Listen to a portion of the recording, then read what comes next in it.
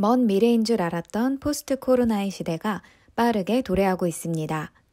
코로나 팬데믹을 1년 이상 겪어오면서 이제 우리에게 비대면 생활은 더 이상 혼란이 아니라 보편화된 생활 방식으로 자리 잡은 것 같습니다. 기업과 조직에서도 발빠르게 비대면 업무 환경을 만들어 나가고 있는데요. 여전히 업무 방식의 변화에 어려움을 겪고 있는 직장인들도 많습니다. 당신은 어떤 팀 리더인가요?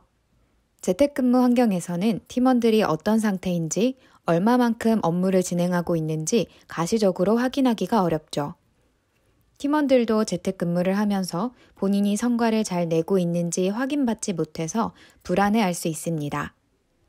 또한 갑작스럽게 재택근무 환경에 던져지면서 기술을 활용한 비대면 화상회의에 빠르게 적응하고 익숙해지는 멤버가 있는 반면 여전히 불편함을 느끼고 어려워하는 멤버들도 있습니다.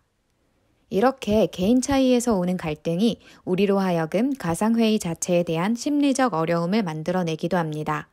회사라는 공간에 함께 모여서 회의를 진행하는 것이 아니기 때문에 발생하는 스케줄 조정 문제도 있습니다. 서로 시간을 맞추다 보니 업무가 아니라 과소통으로 인한 피로감을 많이 느끼는 직장인들도 상당수입니다.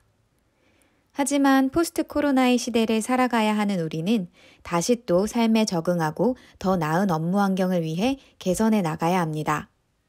그래서 오늘은 이렇게 변화한 업무 환경을 주도적으로 이끌어 나가야 하는 팀의 리더들을 위한 재택근무 팀 운영 방법에 대해서 알려드리려고 합니다.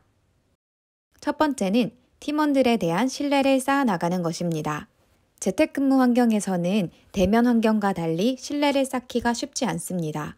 우리 스스로 불확실성과 불안감을 리스크로 인지하기 때문입니다.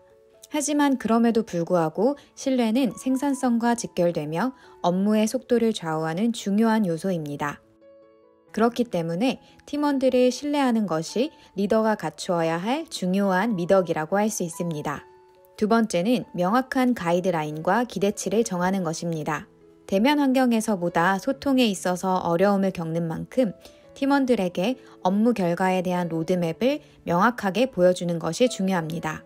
세 번째는 규칙적으로 소통하는 것입니다. 너무 과도한 소통도 문제가 되지만 너무 소통이 없는 것도 성공적으로 일하는 데 있어서는 방해가 됩니다. 일이 어떻게 진행되어 가고 있는지 팀원들과 함께 공유해야 팀원들도 스스로 해야 할 일이나 할 수 있는 일을 생각할 수 있고 창의적으로 협업할 수 있겠죠? 네 번째는 팀원을 이해하는 것입니다. 팀원이 어떤 역량을 갖고 있는지 잘 이해하고 그러한 역량을 잘 발휘할 수 있도록 업무를 배분한다면 개개인의 강점을 더욱 극대화할 수 있는 것은 물론이고 더 협력해서 일을 할 수 있을 거예요. 이때 팀원들 또한 각자의 역할을 제대로 인지하고 그 역할에 대해 책임감을 갖고 일할 수 있도록 동기부여를 해주는 것도 리더의 중요한 역할입니다. 다섯 번째는 효과적인 의사소통을 위한 기술입니다. 단순히 이메일로만 작업을 공유하고 지시, 전달하는 것보다 함께 협업할 수 있고 의사소통을 향상시킬 수 있는 다양한 매체나 기술을 사용하는 것을 추천합니다. 줌과 같이 가상회의를 위한 쌍방향 회의 플랫폼과 더불어서 최근에는 노션이나 콜라비, 이런 문서 기반의 원페이지 협업 툴도 많이 성장하고 있는 추세입니다.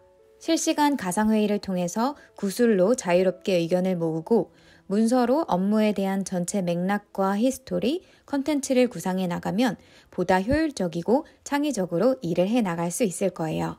마지막으로 이렇게 재택근무 팀을 이끌어 나가는데 무엇보다 중요한 부분이 있습니다. 그것은 바로 휴먼 터치입니다. 휴먼 터치는 언택트 시대의 키포인트는 사람이라는 생각이에요.